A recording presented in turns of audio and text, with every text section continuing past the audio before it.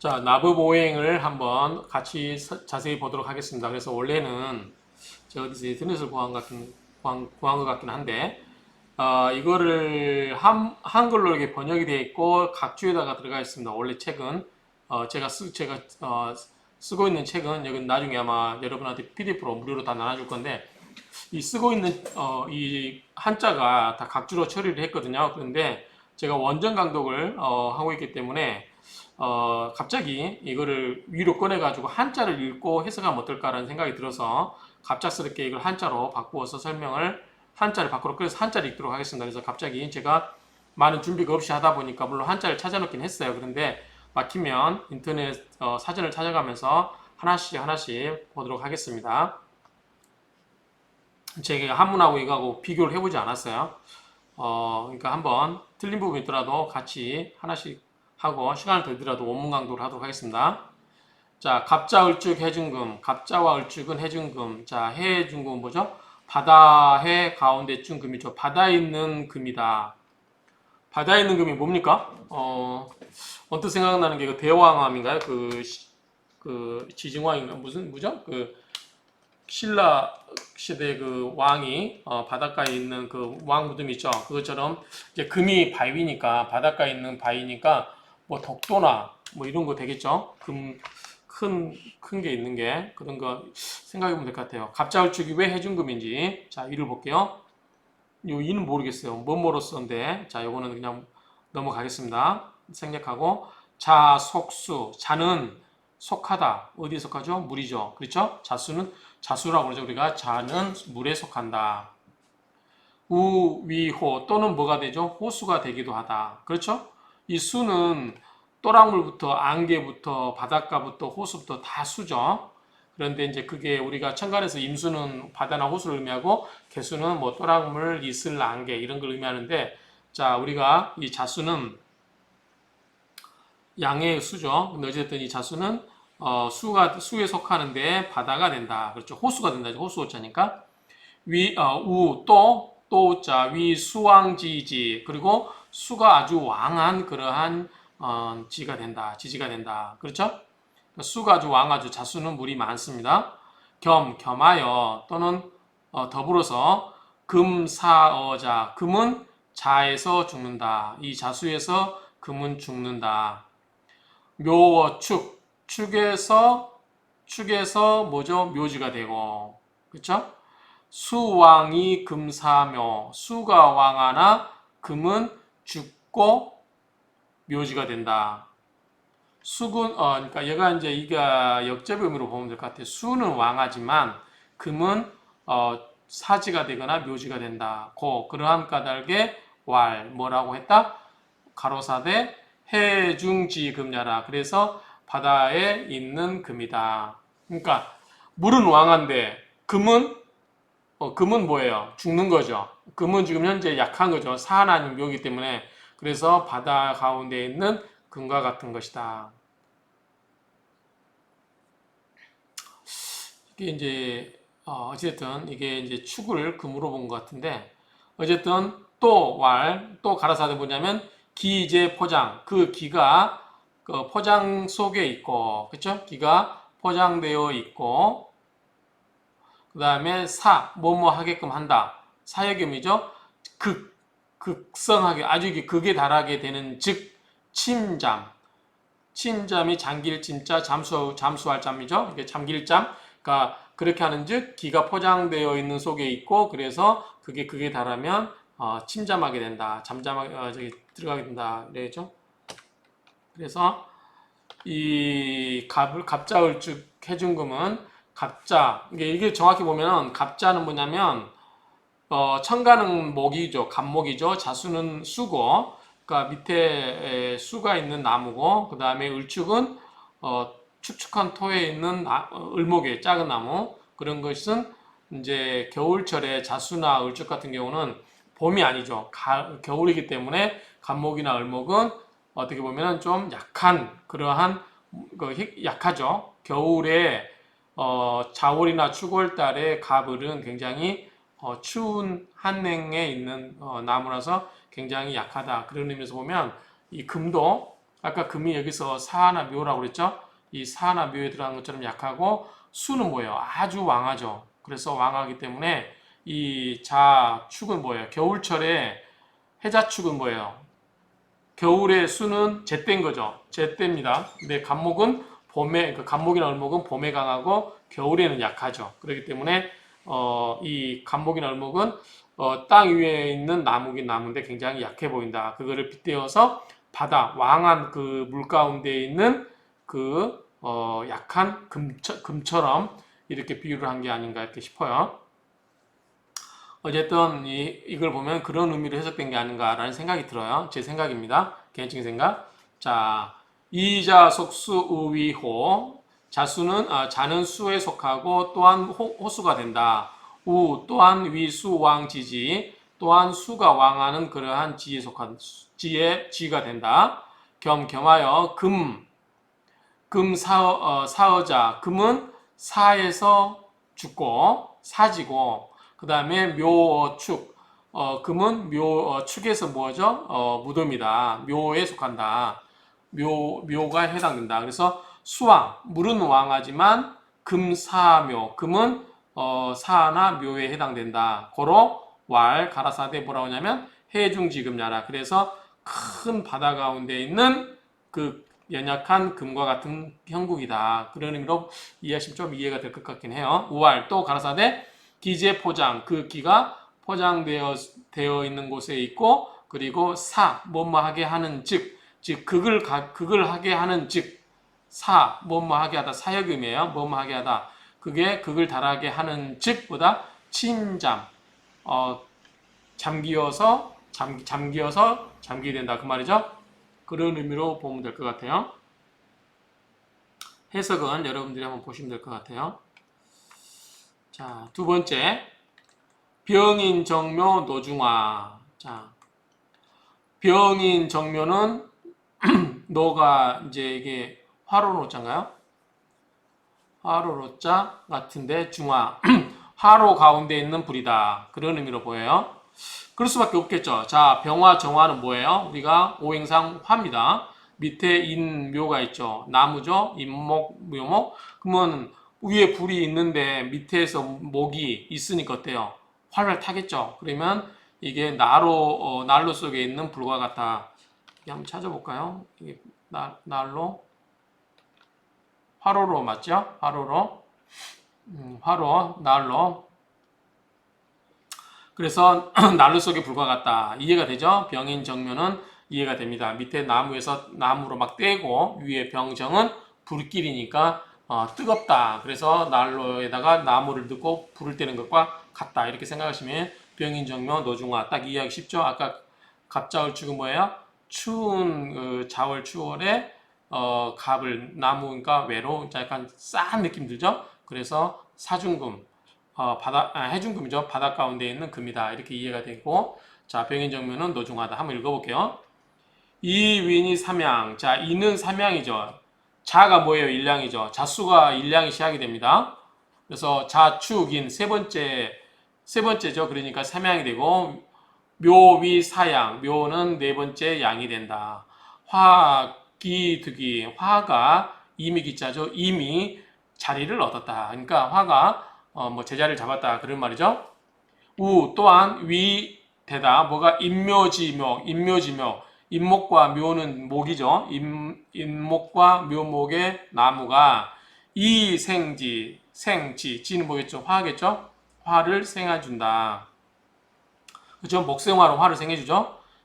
이것은 이렇게 차시 이때 그래서 그렇게 하나 맞죠? 맞죠? 이 시기에는 천지계로 이때는 천지에 화로가 열리고 그렇죠? 화로가 열리고 만물이 생을 한다. 우리가 이제 인월달부터 이제 우리가 사주에서 인월달을 1월달 보죠?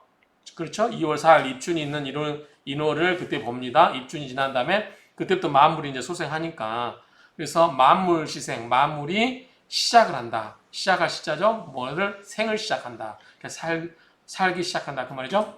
그러한 까닭에 고로 말하기를 화중화야라. 그래서 노중하야라. 그래서 난로 속의 불이라고 하는 것이다. 그냥 노중화라고 하면 되겠죠? 천지위노. 천지는 뭐예요? 천지는 난로다, 화로다.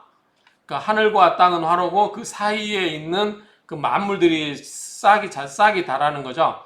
싹이 나서 이제 목이 되고 막 그러는 거잖아요. 그래서 그런 것들이 나무가 되는데 그거는 화로 속에서 어떻게 돼요? 타버리죠. 그래서 음양은 어떻게 보면은 이제 그 음양에 의해서 생겨난 만물이라고도 보면 될 것 같아요. 그래서 이 음양은 위탄, 수탄자죠. 타가지고 뭐예요? 숯이 된다. 그 말이겠죠. 그러니까 갑자을축은 해중금, 병인정묘는 노중화. 그러면 좀 우리가 이해하기 쉽죠. 어차피 우리가 이걸 목표는 뭐다? 왜 병인정묘가 노중하고 그 다음에 갑자을축이 해중금. 저도 갑자니까 가불이기 때문에 나무인데 왜 금이라고 했을까? 이런 생각이 드는 거예요. 근데 어쨌든 이제 그거를 비유해서 이렇게 원문을 갖고 해석하시면 충분히 여러분들 공부할 때 도움이 되지 않을까라고 생각이 됩니다.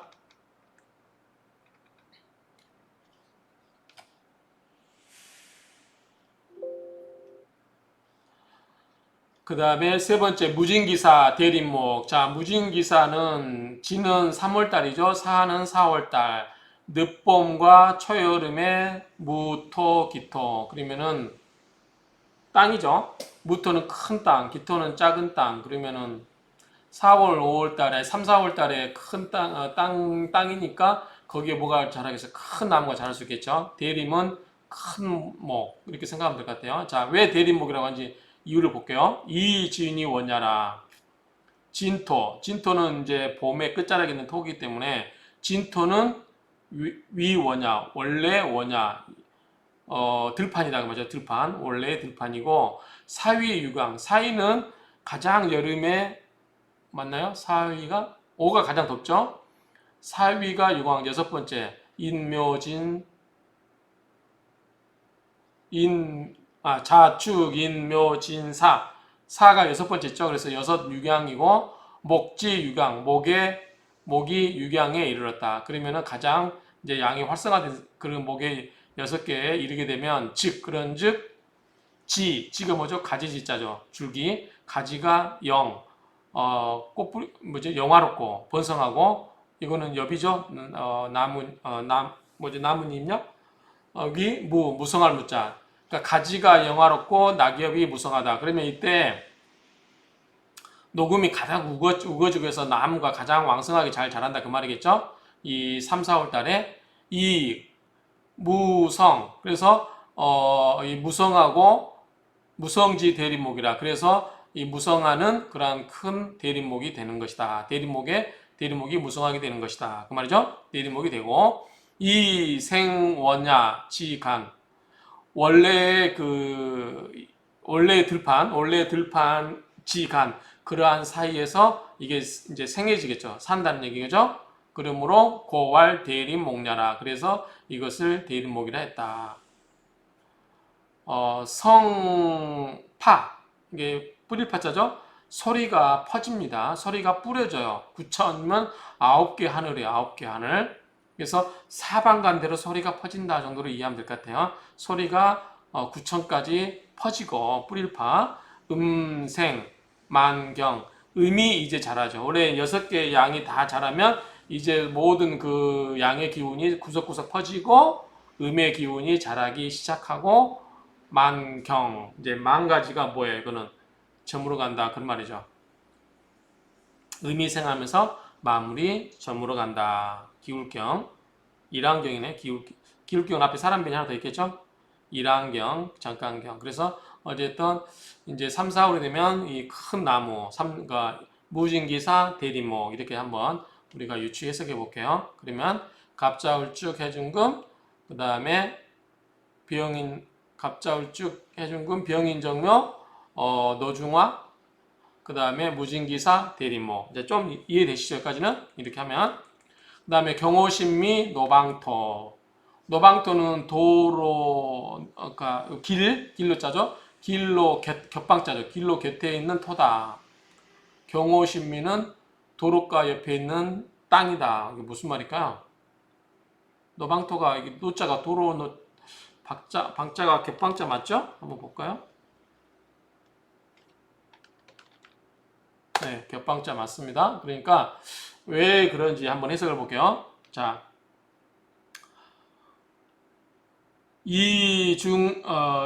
미중지목. 자, 미중지목. 미토는 뭐야? 속에 뭐가 있어? 미정을기. 지장간이 있어요. 모르시면 넘어가도 됩니다. 미정을기. 그 미토 속에 을목이 있어요. 미중지목. 미중지목. 미토 속에 있는 목이 생억. 오를 생해주죠. 목생화로. 을목이 목생화로 생해주죠. 묘지 왕화. 그래서 목에 왕한 화가 된다. 화왕즉 화가 아주 왕하게 되는즉 토사 여기 그 사자죠. 그 사자 이사 이것에 있는 토는 이 수영 토가 너무 뜨거워 버리면 그러니까 화가 너무 뜨거워 버리면 거기에 있는 토는 어떻게 돼요? 생물을 키울 수가 있나요? 못 키우죠. 일종의 형을 받는다. 이렇게 그런 의미일까요? 어쨌든 이게 화가 목생화로 화를 생해주고 그 화가 뜨거워지면 그 속에 있는 토는 보다 향을 받는 것처럼 그런 의미로 해석을 하는 것 같아요. 그냥 그렇게 하고 넘어갈게요. 토지소생, 토의 그 생하는 바, 토가 이렇게 생하는 바, 토가 생하기는 하는데 소생, 바소자죠, 바소, 생하긴 나타나긴 하는데 생을 하긴 하는데 미능육물. 자, 미능 할 수가 없다. 능은 뭐뭐 할 수 있다. 능이죠. 뭐 할 능, 뭐뭐 할 수가 없다. 뭐 육물, 육자는 뭐예요? 키울 육자죠. 물, 만물. 그러니까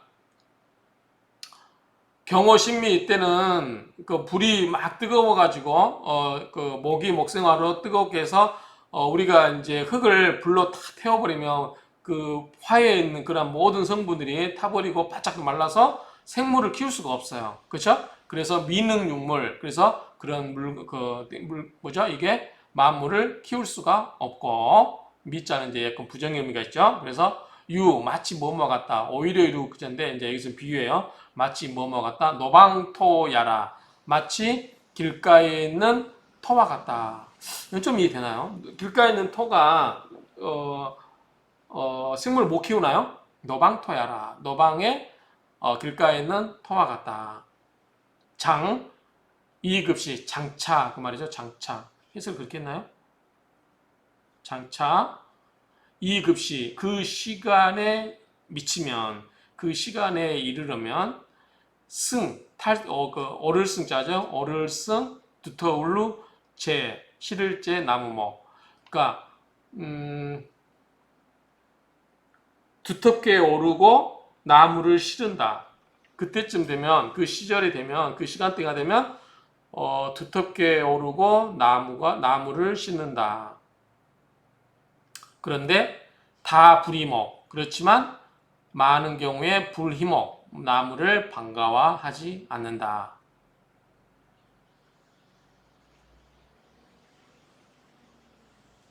노방토가 이 길가에 있는 토가 나무를 안 좋아합니까? 가로수가 다 심어져 있잖아요.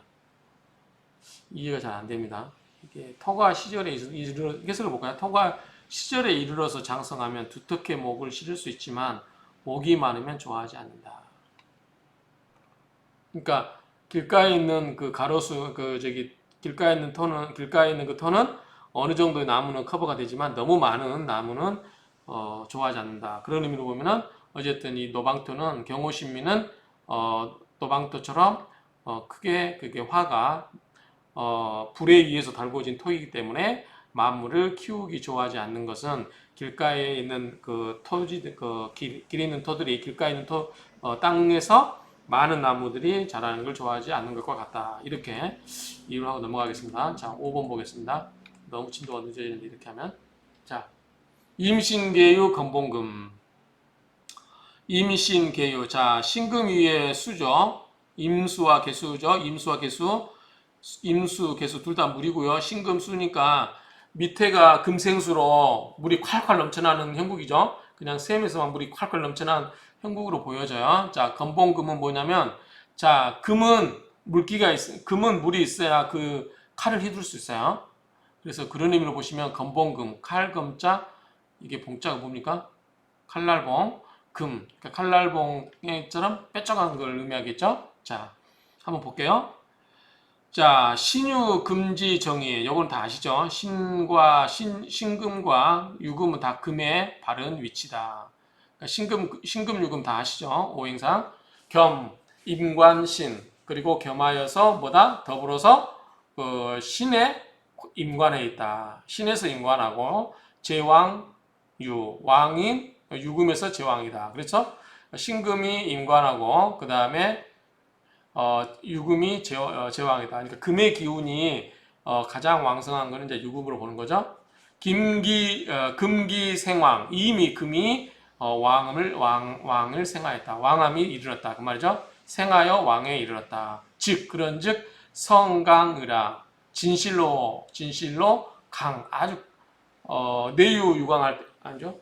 내유 외강할 때 강자죠. 굳셀강. 그래서 진실로 강하다. 이 가을의 칼은 정말 강합니다. 신유술의 7, 8, 9라고 그랬죠? 그 신유술의 금은 정말 강하다. 근데 거기에 물까지 있으니까 강하죠? 강한 즉, 무유, 검봉. 이게 너물 유자인가요? 그쵸? 너물 유자. 그래서 이 너무 강한 즉, 칼끝이 너무 날카로운 즉, 그 칼날, 검의 칼날에서 넘을 수가 없다. 그렇죠? 우리가 이제 무당들 신들리면 칼날춤을 추잖아요. 그렇죠? 근데 우리가 보통은 하지 못하죠. 그런데 이 칼날이 너무 예리하고 강하기 때문에 그런즉 그 칼날을 함부로 넘을 수가 없다.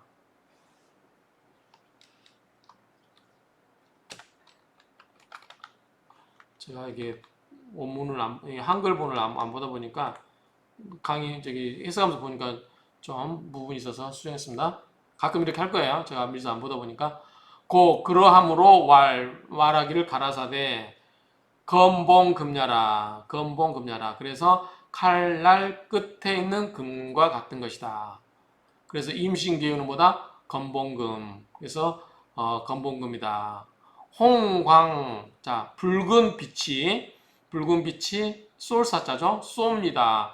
두하면 보통 북두칠성이에요. 북두칠성을 빨간 광선이 북두칠성을 비치고 쏘고 백인은 뭐냐면 여기 보시면 서슬이 번쩍이는 칼이래요. 백인 흰 백자 칼날인자죠. 그러니까 하얀 칼날. 우리가 원래 금의 색깔이 뭐죠? 오행할 때 우리가 가을 신유술은 금이고 금은 뭐다? 백색입니다. 그래서 이 백색 칼 번쩍이는 그런 서슬이 번쩍거리는 칼이 엉길릉자입니다. 뭔가 이슬이 이게 창극과 어울려서 이게 이슬이 그 물방울 맺히죠. 그걸 엉길릉 그런 현상을 말할 때 엉길릉이라고 해요. 그러니까 그 그러니까 서슬이 번쩍이는 그런 칼날에 엉긴다. 뭐가 이게 서리상자 눈설자죠. 서리상 눈설 이제 성강이 한로나 성강이 가을에 있죠. 그래서 일단 그런 추울 때 되면은 칼날 끝에 그 창기가 탁 맺히면서 뭐가 생겨요? 물이 생기죠. 그렇게 생각하시면 좀 이해가 될 거예요. 그래서 우리가 이제 추상 같은 막 그런 말 표현 쓰죠. 추상 같은 할 때 이 서리상자죠. 그래서 가을에 서리빨 같이 매서운 이런 의미로 이해하시면 될 것 같아요. 임신계유는 자 신유는 계절을 의미하면 가을이에요. 가을에 물이기 때문에 굉장히 차갑다. 그래서 이 가을의 칼날이 물이 있기 때문에 제 역할을 아주 잘한다. 그래서 뭐와 같다? 검봉금과 같다. 이렇게 비유를 하면 여러분들이 외우기 쉬울 것 같아요. 무조건 뭐 암기만 하려고 하지 말고 한번 이제 그런 식으로 비유하면 될 것 같아요. 그래서 우리가 지금까지 배웠던 걸 한번 끝내야 될 것 같아요. 너무 길어서. 자, 원래는 10개씩 하려고 했는데 5개씩 해야 될 것 같습니다. 자, 갑자울축 뭐예요? 해중금이라고 그랬죠.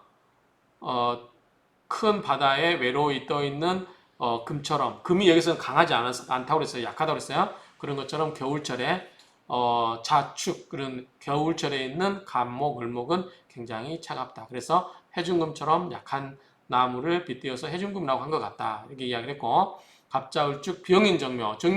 병인정묘는 뭐예요? 밑에가 인과 목이 있죠. 인묘가 있죠. 그러면 뭐예요? 이거는 나무가 불을 땔감을 주는 거죠. 그 다음에 위에 병정은 불이죠. 그러니까 밑에 땔감이 잘 있는 상태에서 불이 붙어 있기 때문에 불이 뜨겁죠. 그래서 뭐라 해서 이건 노중화라고 했죠. 세 번째가 갑자을축 병인 정묘 무진기사.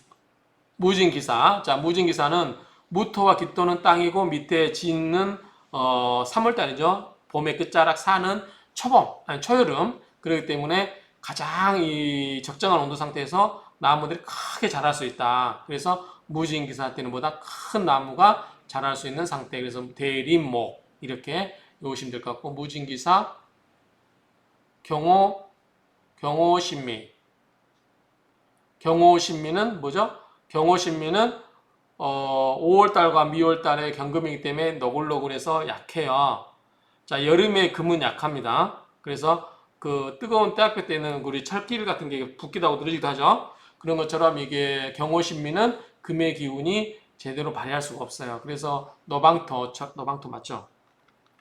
너방토처럼 별로 그렇게 뜨거워가지고 잘 만물을 생리시킬 수 없는 토처럼 그렇게 길가에 있는 토처럼 그렇게 뜨거운 여름에 그러한 그 금은 제 역할을 못하기 때문에 그래서 나무도 제대로 못 자랄 수 있는 그런 토다. 그래서 노방토로 이렇게 이해하시면 될 것 같고 임신기후는 뭐냐? 신유는 뭐예요? 가을이죠. 가을에 물이 차갑고 그럴 경우는 칼날이 번뜩이죠. 그래서 이건 뭐 같다? 건봉금. 그래서 칼날이 매우 날카롭고 그러한 상태의 금이다. 이렇게 이해하시면 좀 이해하기 쉬울 것 같아요. 그럼 이제 이걸 이해하고 나중에 외우면 되겠죠? 자, 이런 식으로 해서 하겠습니다. 생각보다 기네요. 원문 강도가 이렇게 늘어집니다. 그래서 10개씩 하려고 했는데 5개씩 끊어서 하겠습니다.